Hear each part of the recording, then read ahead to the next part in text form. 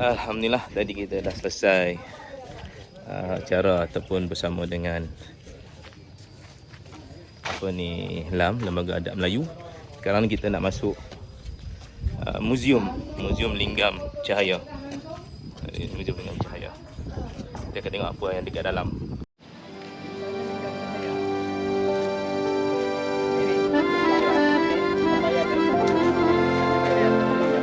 Linggam Cahaya. Linggam Cahaya. Saat ini kenapa banyak tempayan Ini pengusaha ini ya. Kemarin tu tembaga pengajuan untuk tempayan banyak. simpan ni. Kemudian di pada atas juga tak? Ini kalau tengok daripada atas. Linggam Cahaya. Pakai drone.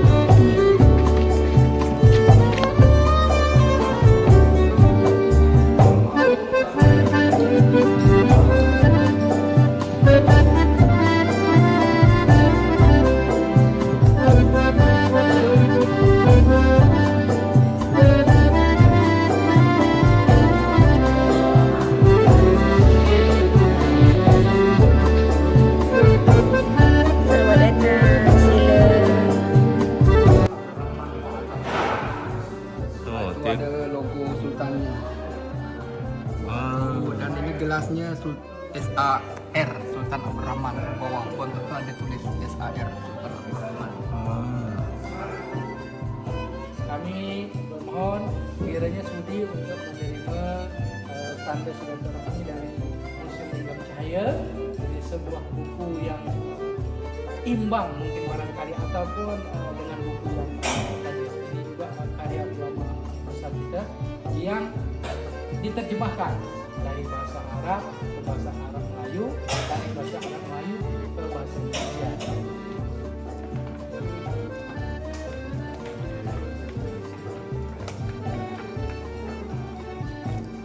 Okey.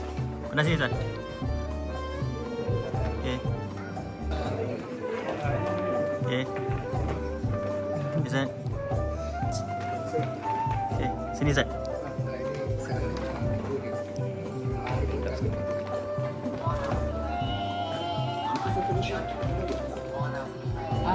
Alhamdulillah. Segala apa cendah hati yang amat berharga. Kitab Adabul Faqa. Bang Heri, Untuk ini serah subhanallah. ke Bang Heri. Sejuta ilmu dalam ni. Alhamdulillah rezeki Ikat sama ucuan. daripada Muzium Linggam Cahaya. Daik Linggam.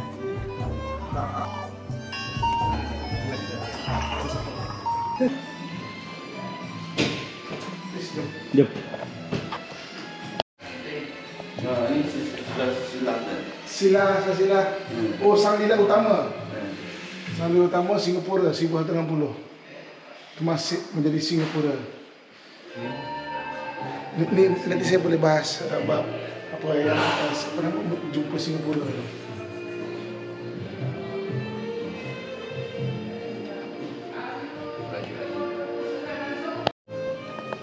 Yang pertama Sultan Mahmud Mangkat di Julang. Dah sambung lagi ni. Betul sambung sini. Atau bendahara Sri Maharaja. Sri Maharaja Abdul Jalil Riatul Shah. Karena adik-beradiknya Sultan Zainal Abidin itu sama Abdul Jalil itu adik-beradik. Abdul Jalil itu yang abangnya tuh larinya ke sini kan. Adiknya Terengganu tuh Sultan Zainal Abidin. Jadi Terengganu sama ini kaitannya kuat nih. Jadi yang berhak yang menjadi sultan di sini, dari sini yang berhak mengangkat dia. Di Terengganu ini. Nah, kami yang kajikan memperkuatkan kekuatan dari darahnya dari Tengku Muhammad Saleh. Ini larinya ke Tengku Abu Bakar. Tengku Abu Bakar ini anaknya Tengku Husin, larinya ke Tengku Utsman, Tengku Muhammad, Sultan Muhammad, Sultan Abdul Rahman, Sultan Mahmud. Ya kan? Dia punya isteri Tengku Aluyah. Tengku Aluyah ini adik dia ni. Tengku Aluyah ini zuriat dia dari Sultan Husin. Ini tidak ada. Nanti kami tunjuk di rumah. Sultan Husin ini. Jadi Tengku Abu Bakar ini kawin sama zuriat Sultan Husin. Singapura dapat Tengku Muhammad Saleh. Jadi darah Tengku Muhammad Saleh ini adalah berdarah Sultan Abdul Rahman, Abdul Rahman dan juga Husin. Sultan Husin. Mana adik-beradik dia? Adik-beradik, anak Sultan Mahmud, Sultan Mahmud. 3. Ya, ya. Lain ibu. Sultan Mahmud ibu, Sultan Mahmud 1 ni 3 ini. Pertama ibu Encik Mangkuh dapat Sultan Husin, yang kedua Encik Mariam dapat Sultan Abdul Rahman. Nah, di sinilah memperkuatkan talian bahawa kekuatan darah zuriat sultan itu berada di Tengku Muhammad Saleh. Inilah anak cucu dia. Termasuk saya gitu. Ini yang terakhir ya. Ya, yang terakhir, yang Terengganu. Tengku Ali itu kan yang kena Ya, betul. kena buang Jadi kan. yang Sasilah sekarang Bukan Tengku Ali. Bukan tiga kali ya? bukan keturunan di sini lah. Iyalah, betul. Tapi keturunan batas tu kan? Iya, Nah, betul. di atas lah. Ini sultan yang paling pertama ke Lingga ni, Raja Abdullah. Beliau ini waktu itu perangan Aceh. Ini banyak makam Aceh di sini. Setelah perang tu, Raja pertama Lingga. bukan. Pertama masuk ke Lingga, Raja Abdullah ini, Sultan Abdullah. Itu yang dia macam Ini. pemunajat lah. Ini orang ini adik-beradik juga ni. Ini pecahan dia dari Tun Sri Lanang, darahnya. Bendahara ini yang pergi ke Johor kan? Siap. Yang Ini sekarang dia. ni kan? Betul. Dari inilah pecahan kami, darah ini. Karena dia talian masih kuat darah dari Sultan Mahmud I. Ni, masih ada darah ni. Ya, Sultan Mahmud. Yang Melaka ke? Melaka. Sana? Di Melaka. Belas Melaka. Melaka. Yang terakhir. Ya. Yang lari ke Johor kan? Sebelum dia, kan dia Sultan Mahmud angkat di Julang. Ya kan? Oleh kerana dia tu Yang putus kedua zuriat. tu. Ya, putus zuriat. Tidak ada lagi, diangkatlah jadi yang ini. Ini tidak kuat ni. Ini tidak kuat ni. Lain. Itu lain. Lain tak kuat. Jadi paman saudara dia lah, saudaranya lah, ayah saudara ni salah satu yang menjadi dia ayah saudara dia menjadi sultan Raja Abdullah ini. Keturunan dia ni lah yang menjadi bendahara. Mana Raja Johor? Waktu dia jadi sultan, dia jadi bendahara. Oleh kerana dia tidak putus zuriat, dia angkat dia jadi sultan. Bukan raja asal lah Johor. Bukan. Jadi ini asli dah, balik ke asli lagi. Jadi balasannya dari bendahara. Dari bendahara situ. Itu dia, Seri Maharaja. Ini cuba abang terangkan balik bang itu. Nilai utama. Nilai utama ni berasal dari ini. Sang yang utama yang datang di Singapura. Dari Palembang. Dari Palembang. Palembang, Temasek, Bintan. Terus kelah ke Melaka. Ini banyak sejarahnya ni. Tentang Hang Tuah, hikayat apa semua ini tergambar di sini nih. Parik Iskandar. Suaranya mana tu? Ada di sini. Ada persuara situ. Di mana tu? Ke Permawira. Ya, situlah. Perkawimira itulah persuara. Kalau Perkawimira tu. Oh. Pada pemerintahan yang gemilang itu adalah salah satu pada pemerintahan Sultan Sulaiman. Masa keemasan Lingga itu. Jadi pemerintahan dia inilah yang segala bidang, segala apa itu terangkat kembali. Tetapi sedikit ada permasalahan antara pihak Melayu dan Bugis gitu. Nanti saya jelaskan lagi lah. Ini karena ini bukan perkawinan. Jadi sulit saya untuk menerangkan nanti saya jelaskan bagaimana tatanan dia. Jadi hak-hak yang benar yang menjadi sultan itu tergambar pada Sultan Sulaiman Badrul Amsah nanti. Jadi permulaan adat itu adalah Sultan Sulaiman Badrul Amsah I yang ini, itu Badrul Amsah I itu perkawinan antara Melayu dan Bugis. Ini yang terjadi antara adat-adat Melayu yang peradaban adat-adat Melayu yang terjadi di Riau itu pada zaman Sultan Sulaiman Badrul Amsyah, ya. Lingga Johor Pahang. Ya. Yang muziumnya di Tanjung Pinang. Betul. Beliau inilah yang banyak memperkawinkan adik-beradik dia kepada Raja-Raja Bugis. Dain Celak. Dain Celak. Jadi Sultan Mahmud ini adalah salah satu cucunya. Yang Melaka. Cucu Dain Celak, ya. Sultan Mahmud III ini. Dia di Dain, di belakang masjid ni. Yang belakang masjid. Di beliau inilah yang masih berdarah Bugis dan masih Melayu. Dengan paman dia Raja Haji Fisabilillah. Jadi masih kuat di talian orang ini. Jadi adat Fisabilillah itu keturunan dari Dain Celak. Dain Celak. Mana Sultan Mahmud? Ya, di sini tak tergambar. Raja Haji itu antara orang bawahan Sultan Mahmud kan? Iyalah paman. Raja Haji Fisabilillah itu adalah satu paman. Satu? Pamannya keponakan paman dari Sultan Mahmud ni. Sultan Mahmud tu pakcik dia. Pakcik dia lah. Sultan Mahmud Raja Haji pakcik tu kepada Raja Haji. Raja Haji tu pakcik Sultan Mahmud. Oh. Gitu. Pakcik Sultan. Jadi Sultan Mahmud ni keponakan Oh gitu. ya. Oh, Raja Haji itu adalah saudara kepada betul. Tuan Tiga. Mana dia duduk dia? Oh, sana kan? Mana? Di sini tak ada ni. Raja Haji ini Raja Lumu, adik-beradik dia Salahuddin, Ibrahim. Di sini tak ada Raja Haji Fisabilillah, tak ada. Tak ada ya? Tak ada masuk. Tak masuk eh? Karena Raja Haji Fisabilillah itu masuknya pada perkahwinan ini tadi. Ha, di situ. Cuma situ agak salah sikit. Salah perkahwinan dia. Oh, di sini ada. Ada yang salah sikit. Ada. Agak keliru. Ada. Mana dia? Rata Sulaiman. Mana dia? Ni. Raja Haji. Ini dia. Raja Fisabilillah ni banyak perkahwinan dia nanti. Baru ketemu pada anak dia pada Tengku Butet. Tengku Butet inilah kahwin sama Raja Sulaiman, dapat ini kahwin sultan ini lagi, balik lagi ke Melayu. Balik lagi bersambung lagi. Ini balik dapatlah Raja Muhammad. Jadi Raja Muhammad ini, Sultan Muhammad ini Tengku Mahkota yang belakang Bukit Cengkeh itu. Mamak dia tu anak dari Tengku Umar. Isterinya dapatlah anak Sultan Mahmud Muzaffar Shah. Isterinya anak dari Tengku Umar. Terengganu. Makanya kaitan kuat kita antara Dayak Terengganu kerana perkahwinan Sultan Muhammad sama anak Sultan Umar. Dapatlah Sultan Mahmud Muzaffar Shah. Berarti makam dia di Terengganu. Kalau makam ini di Bukit Cengkeh, ini di Pahang. Pahang dia. Kerana dia merasa dia ibunda di sana, dia sering bolak-balik antara Dayak dan Pahang. Dayak Terengganu boleh balik ni. Pahang Pahang. Sultan apa tu? Sultan Mahmud. Yang pertama. Isterinya Temenggung ini. Temenggung Johor dari Encik Ibrahim ini. Isteri Sultan Mahmud ni Temenggung ini. Dari zuriat ini. Dan Ronggit. Tengku Umbung Fatimah. Di Malaysia tu. Dia kuburan dia di Penyengat. Yang menjadi sultanah dalam jangka 2 tahun Itu komplain antara pihak kerajaan kerana perempuan menjadi sultan saat itu. Jadi turun, jadi digantilah oleh Sultan Sulaiman. Sultan Sulaiman Badrul Amsah ini 2. Ini yang zaman keemasannya Lingga ini dia. Kejayaan. Jalan ini. Okey, kita masuk ke bilik manuskrip, subhanallah. Bersetujuan. Ustaz Nasir sedang baca jawab apa ni? Alif hijrah. Okey, kegunaan ilmu ini amat banyak.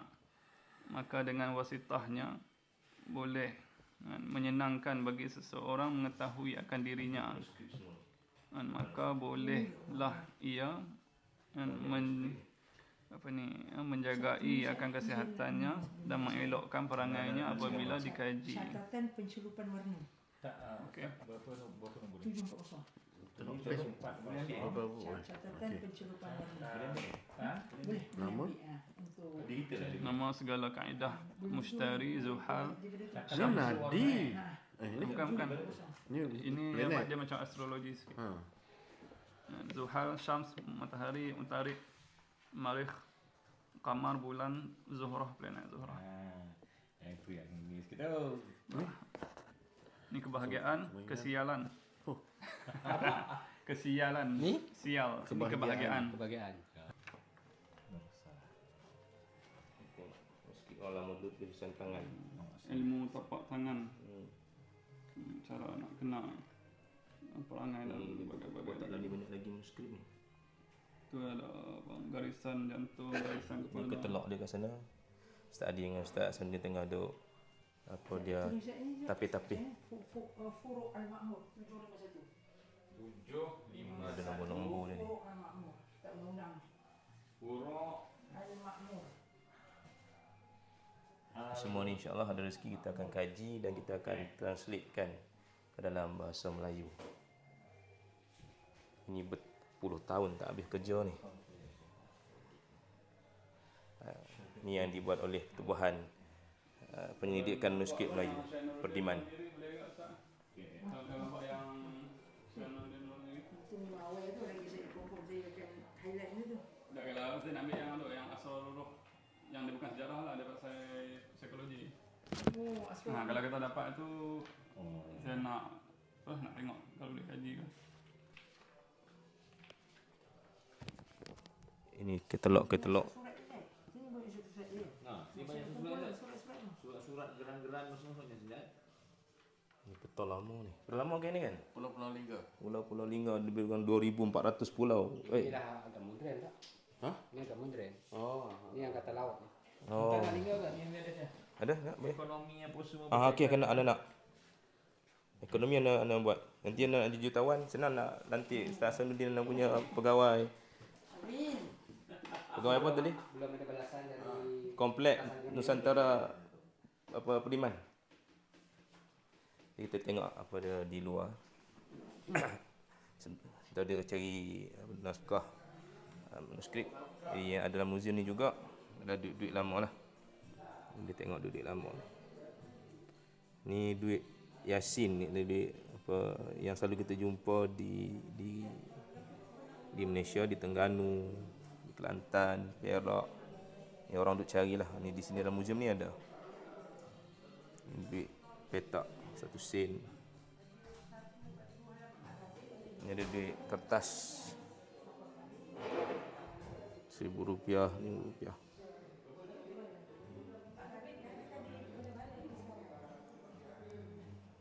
Kertas lagi yang zaman sekarang pun ada lagi sini.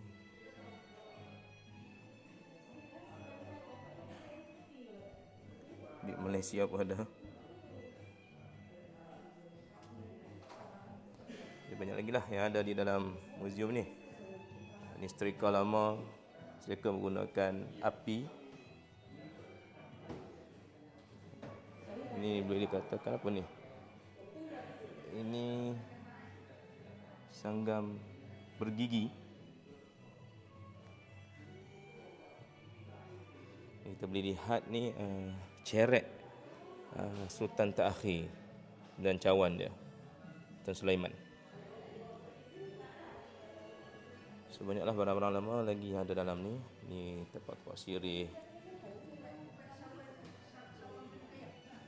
Tapi kita setang sini untuk lebih kepada manuskrip lah, itu yang penting lagi. Jadi kita datang ke Muzium Linggam Cahaya ni sebenarnya kepada manuskrip. Sambil-sambil kita cari tajuk apa buku-buku manuskrip tu, kita tengok dulu apa yang ada. Di tingkat atas ada senjata-senjata Melayu. Tempayan apa meriam. Ini meriam, sebab buku meriam akan bulan 6 ni akan terbitlah mengenai meriam. Pucuk rebung, motif pucuk rebung. Ada motif naga, bunga teratai. Ini bunga teratai ni. Ada tempayan yang digunakan untuk pembersihan kaki. Falsafah orang lama. Ini ada tempayan yang ada burung, ada naga, ada batuk dan juga gayung, tempurung, mesin lama untuk getah. Banyak itu kotak-kotak itu semuanya diberi daripada orang-orang tempatan kepada muzium untuk dijaga. Jadi sini juga ada gambar-gambar lama lah. Ada gambar ulama, gambar sekitar-sekitar di Lingga ni.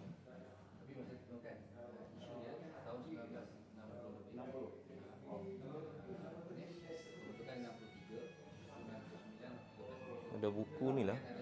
Buku ni ada lagi ke? Bang, ada jual ke? Ada buku ni. Boleh beli tak? Boleh dapatkan tak saya nak beli? Ha? Boleh saya beli nanti, Pak? Abang bawa nanti saya bayar. Ini di bahagian bawah. Kita naik sekejap pergi atas.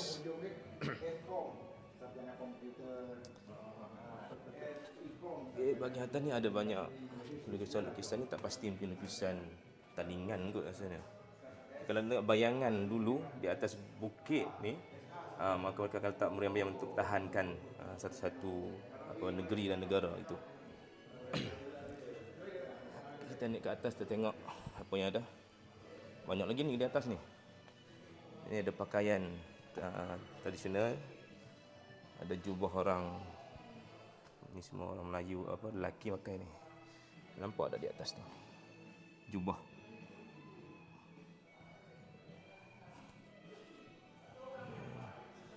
Ini bekas-bekas untuk si barang. Celak. Apa ni, renjis wangian. Ini shilling duit.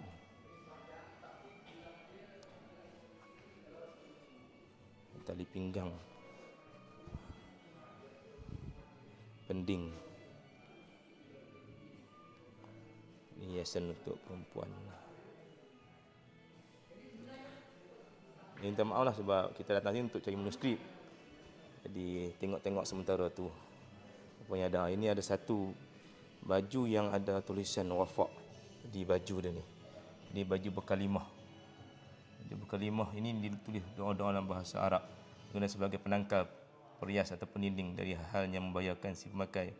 Biasanya baju ini dipakai oleh Kastria Wira, bangsawan di istana seperti Datuk Laksmana, Temenggung dan lain-lain. Menurut orang menghibah, baju berkalimah wafak sudah digunakan semasa Sultan Abdul Rahman Muazzam Shah 1885 hingga 1911, Kesultanan Riau Lingga.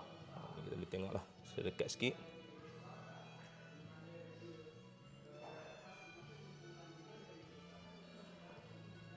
Ilmu ni kena tuntut lagi ni. So kita boleh tengok sini ada lagi hiasan-hiasan lah. Baju-baju ya, apa baju-baju yang dipakai zaman dahulu. Masih ada lagi tempayan-tempayan yang dah pecah ni, tu yang pada Cina sebab Cina punya bawa untuk orang kata apa? Menghubungkan antara dua negara. Banyak lagi. Sompor pun ada. Ini telefon. Kalau nak tengok Museum Lingam Cahaya dari depan. Ya ke? Sekejap. Adik ni kena lah. Oh tak. Okey, kalau daripada atas museum ni kita boleh lihat tempayan yang disusun dengan perkataan linggam cahaya. Linggam tu maksudnya tak salah, ling tu batu, gam tu merah, batu merah. Cahaya. Sebelumnya di tempat lain kan. Sini ada satu rumah.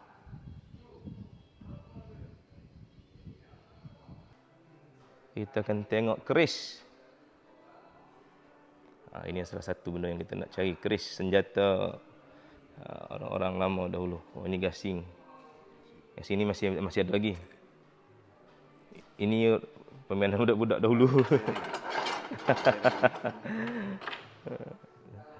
Ini meriam buluh. Oh, ini ikan apa ni? Oh, kita tengok tulang rangka ikan. Ha? Dari sini, Bang. Dari mana? Itu ada ikan anu. Oh, jom. Gajah Mina.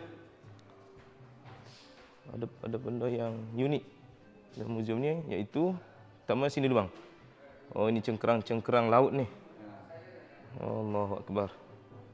Cengkerang laut, ada belangkas. Kalau gonggong tu sini segitu tu. Gonggong mana? Tu gonggong tu. Okey, nanti kita akan makan gonggong. Okey. Kulitnya di sini, isinya di kedai. Ini tulang lumba-lumba. Oh, ini tulang ikan lumba-lumba dari sini sampai ke sini. Kalau ini ikan parang. Parang. Ikan parang. Ini dah diawet ni. Ikan masin. Oh, ikan talang ni, talang. Oh, talang. Talang. Oh, ikan talang. Nah, diasinkan sebentuk. Diasinkan dah. Okey, ini ikan apa ni? Tulang ni. Ini tulang gajah Mina. Hah? Tulang gajah Mina. Gajah laut. Gajah laut? Ya, gajah Mina. Ni dalam laut lah ni? Di ikan ke apa ni? Jenis buas. Ada gambarnya? Oh, subhanallah. Ada gambar di depan. Oh, dia tulang dia besar-besar. Ini boleh beli ke satu ni? Saya bayar 2 juta. Rupiah. Kalau nak juta kelak betul di tanah tu. Ada 18 meter lagi di tanah. Oh, ya ke? 18 meter 40 cuma. Oh, sebuah. 4 kita.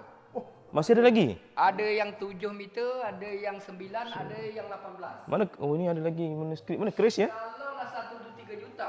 Kalau saya jual 10 lah 30 juta. Oh, ini mushaf tulisan, mushaf Quran tulisan tangan. Pakai baju dalam Datuk Laksmana. Oh. Subhanallah. Ni tulisan tangan juga. Ini pun tulisan tangan juga, tapi dah rosak sikit. Rosak banyak ni. Ini untuk tenun. Ini senjata, kita tengok senjata. Okey, yang ini ni kita boleh lihat replika kelong untuk tangkap ikan. Hebat ni, subhanallah. Ini juga. Okey, tengok. Senjata Melayu.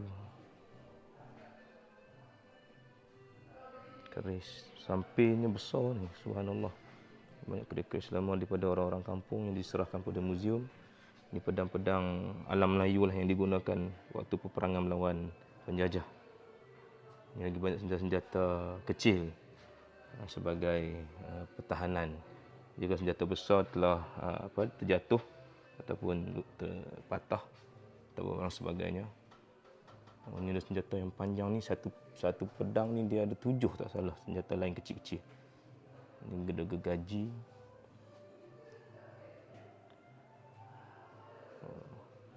Ada lembing. Tombak, kita panggil tombak ataupun lembing. Masih ada lagi, ada 3. Lembing 3. Lembing mata sulak. Ini lembing mata sulak. Alat kebesaran diraja, lembing. Keris penyalang. Silang ke apa nama dia ni. Keris panjang lah kita panggil. Ini masih ada lagi sundang. Oh, subhanallah. Sundang. Sundang, banyak sundang ni. Berbagai jenis sundang ada kat sini. Dan ini senjata api. Historika. Inilah sebahagian dalam muzium ni. Okey, alhamdulillah. Apa saya tak hidup boy? Kena disambar petir. Sadi jumpa manuskrip Ustaz? Sadi, manuskrip apa tu? Ni perubatan. Apa? Cuba baca tu. Baca sikit. Baca. Sekejap. Sedap lah baca. Ni boy, simpan dah boy. Okey.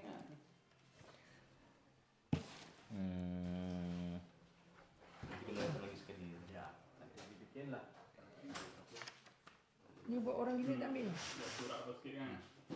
InsyaAllah kita akan datang lagi sekali untuk Pasal mendigitalkan. pasal pada menyatakan peningnya. Penaing. Jangan tak ada. Tinggalan hidup Singapura tak ada. Sebenarnya tak ada. Hanya di bawah jam sikit. Berapa jam kecil je, berapa meter je jarak dia. Jadi kurun ke yang memang 14. dah serampung je sebenarnya. Dia dah pergi dah yang ada interview ni. Kurun ke 14. Kurun ke 14. Usmannya hantar 3 orang pendakwa besar. Maulana Malik Ibrahim, Maulana Ismail dengan Muhammad Al-Mahdi. Melihat perkembangan Islam di Nusantara. Dia balik buat satu resolusi, tanah Melayu dah settle. Tanah Melayu dah banyak Islam. Maksudnya wujud Melaka, wujudnya apa nama Siak, wujudnya Kedah Tua dah Islam. Yang belum Islam adalah tanah Jawa sebab kerajaan Majapahit. Jadi kemudian diutuskan 9 pendakwa awal ke tanah Jawa. Jadi belum Wali Songo lagi. Sebab 9 pendakwa awal ni antaranya Syekh Syubakir ni ada tulis buku. Sebenarnya dia kata sahabat kami syahid dekat Timur Tengah dengan pedang. Kami di sini syahid dengan sihir. Jadi dia bersihkan benda sihir dulu. Barulah 9 yang kedua Wali Songo. Dia Wali Songo. Jadi Wali Songo tu jadi semua perang masing-masing. Sunan Kalijaga dengan ke masyarakat mayu itu kan. Macam apa Sunan Gunung Jati itu memang panglima perang. Jadi ending dia adalah macam mana dia nak jadikan supaya ada kerajaan Islam di tanah Jawa. Jadi satu orang putera mahkota dia diislamkan yang dia Senopati Jimbul. Kemudian diislamkan macam mana Senopati Jimbul kena lead kerajaan Demak. Akhirnya Demak dapat mengalahkan Majapahit. Dan Senapati Jimbon digelar dengan nama Al-Fatah. Jadi Raja Fatah. Sekarang di Timur Tengah kita ada Muhammad Al-Fatih. Di sini ada Muhammad Al-Fatah.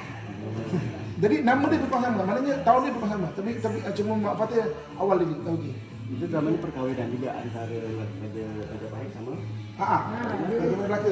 Maknanya di begitu. itu zaman tua ya. Tapi nak ceritanya, maknanya orang Jawa betul Hindu Buddha sebab wujudnya bodor, perambanan dan Nabi Islam memang berperang betul. Tanah Melayu tak? Tak, sudah tanda. Jadi tanah Melayu ni memang ramai yang kata sebagai kita agama Hanif. Memang budaya dengan agama itu tak lepas lah. Keris terapang ini keris Sultan Sulaiman menghadiahkan kepada Raja Lang untuk menumpas musuh-musuh di perairan Kepulauan Lingga. Apa sebab disebut keris terapang atau tarapan? Pertama, dia besar sebagai titah yang besar ini, baterainya besar, sampir dia. Yang kedua, mata dia kecil. Berarti dia menyimbolkan dalam bertindak berbuat tu harus arif, bijaksana. Pandai banyak, tetapi bijaksana belum tentu. Maknanya daripada Sultan Sulaiman diberi kepada Raja Lang. Raja Elang. Julukannya Raja Lang itu adalah orang yang menumpas pengacau keamanan yang berada di Kepulauan Lingga. Lanun-lanun lah. Cuma lanun-lanun dulu adalah perkataan daripada Belanda.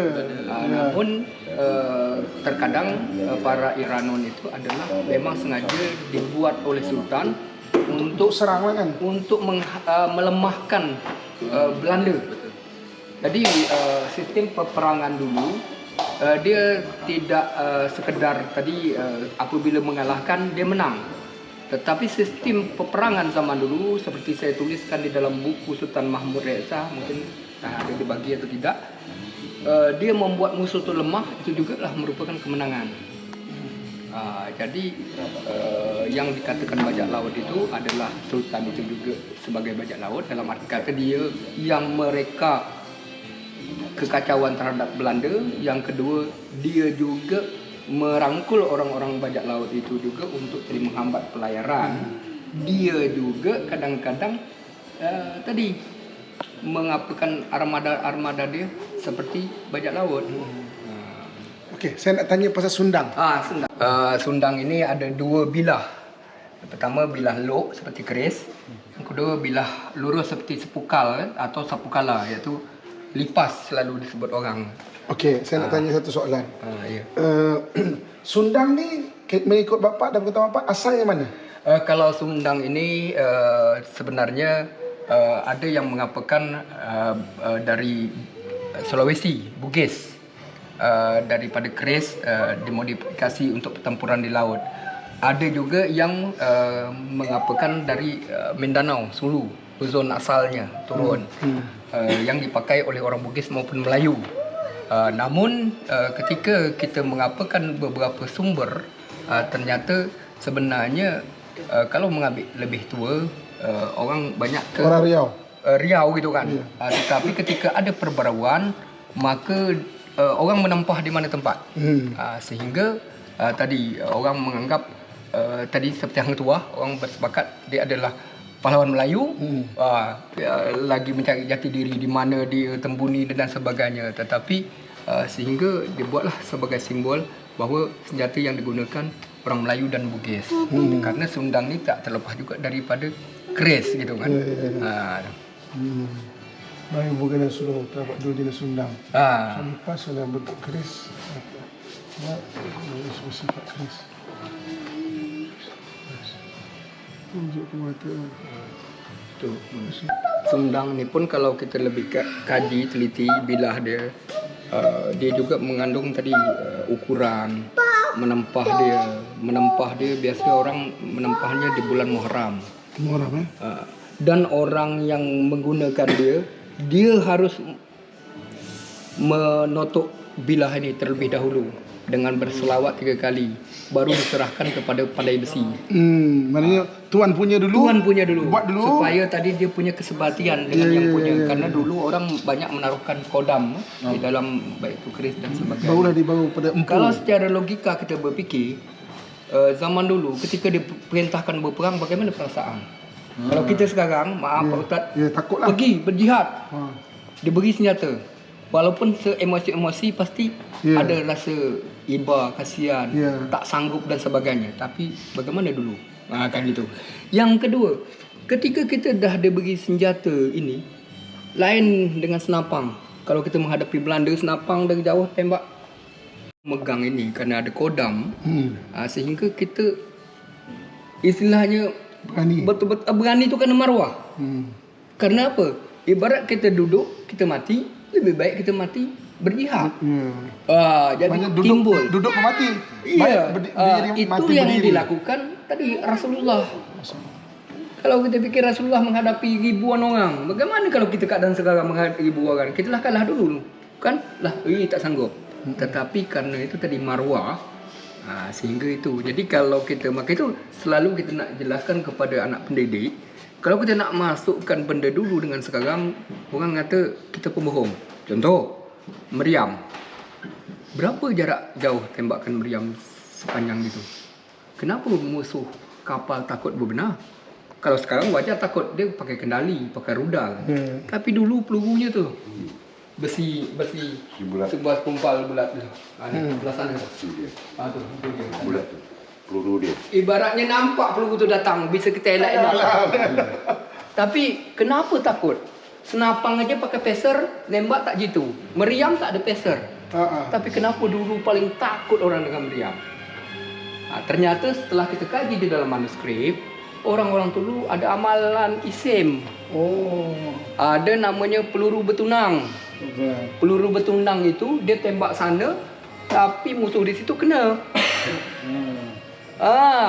Jadi kalau kita nak sampaikan kepada anak pendidik, logika berfikir tak masuk akal. Meriam sepanjang besi itu, kita katakanlah satu meriam itu 30 buah peluru. Satu peluru itu 3 kilo, 4 kilo. Kalau di Bukit Cening itu ada 19 buah meriam, dikali satu meriam itu punya peluru katakan 30 biji. 19 kali 30, berapa orang nak bawa peluru saja tu, berat peluru.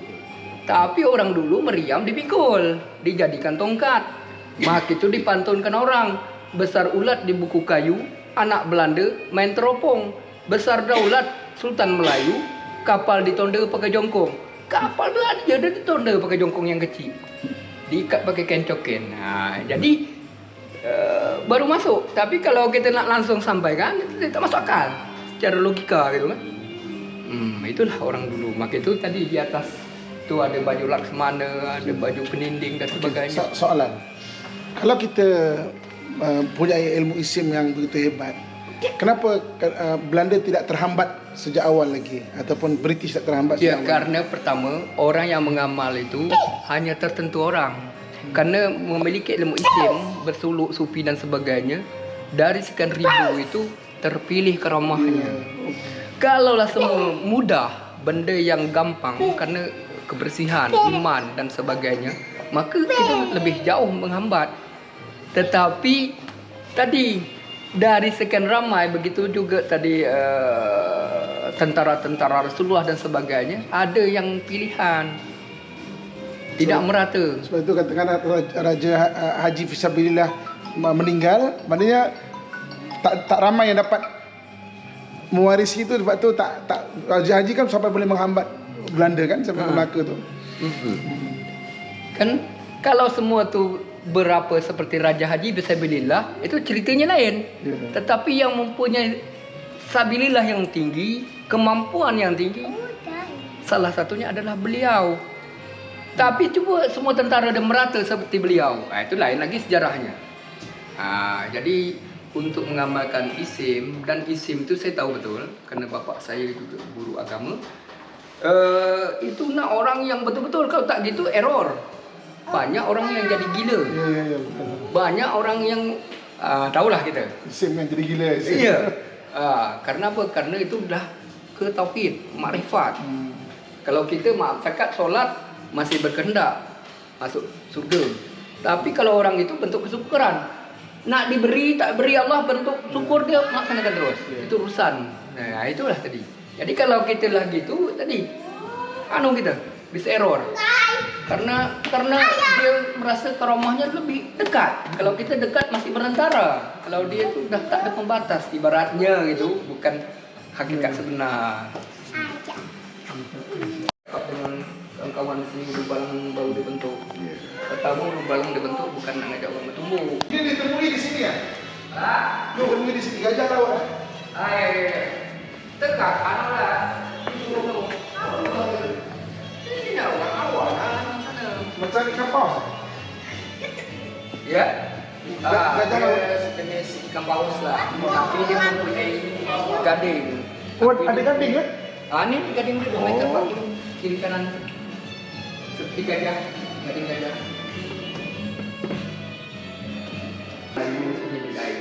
Dia paling berpampang mau ini.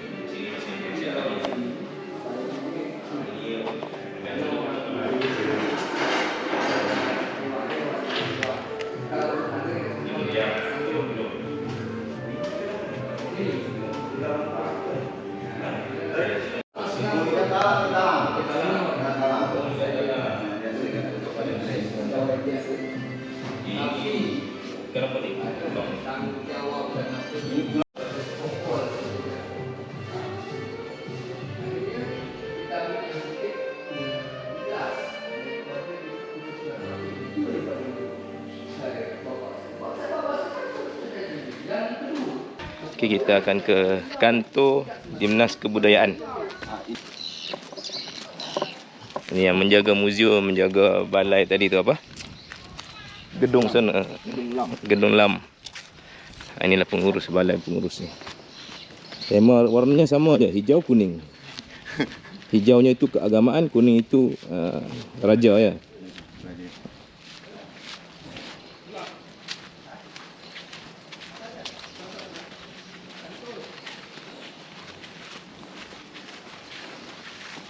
Oh, bukan sini. Bukan ini. Oh, ini saya silap. Ini. Allah, ini. Oh, ada Maryam. Subhanallah. Ini meriam. Maryam betul ya asal? Mana Pak Jack? Din. Oh, ini Maryam asal ni. Ha. Ini Belanda ke kita? Ini kita. Oh, ni Maryam Melayu ni. Ini Belanda ke kan? Oh. Banyak ni Maryam, ada 4. Ada banyak ni Maryam. Banyak. Sekejap. Dia kalau Belanda dia ada di simbol. Ini Belanda. Apa Jack? Ini Belanda. Ini Masuk, juga Maryam. Tu ada banyak di Maryam depan ni. Oh, ini kalau tengok. Ini Dinas Kebudayaan. Ini Dinas Kebudayaan. Barang siapa mengenal yang tersebut, tahulah ia rasa takut. Barang siapa tiada memegang agama sekali tidak boleh dibilang nama. Jika hendaknya orang yang baik perangai, dia ketika bercampur dengan orang ramai. Akhirat itu nyata kepada hati yang tidak buta.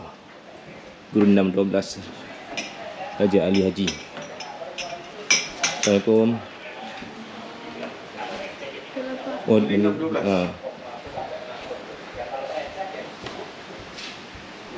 Mana bapak tadi hilang? Mak. Siap ya? Iya. Alhamdulillah. Ini bang, ini kalau nak baca buku boleh pinjam semua bapak ini. Ya. Tapi tak boleh bawa balik dia. Baca buku di sofa aja kita kan? Ini ada Sultan Muhammad Shah yang di Pertuan Besar Kesultanan Lingga Riau. Sultan Muhammad. Ini Sultan Muhammad Riau Shah juga sama juga, pahlawan besar gerila laut. Ini Ustaz Mahmud Shah yang orang kata apa? Menyelamatkan Riau Lingga ni sampai ke Tanjung Pinang sana. Sejarah pembentukan Kabupaten Lingga. Sagati hadiah ni. Pertama Sultan Mahmud Riau Shah, pahlawan besar gerila laut. NIP? Ada kosong lagi. Yang kedua kita dapat Sultan Lingga Riau Sultan Abdul Shah. Kita dapat Tunku Muhammad Saleh, ulama dan dari Lingga. Subhanallah. Alhamdulillah. Kalau punya dah berapa kali lah. Ya, kalau untuk manuskrip lah. Bagi museum pun dah berapa kali di sana. Memang setelah kena tak tahu memang di sini. Ya, alhamdulillah. Dia cek, dia cek satu.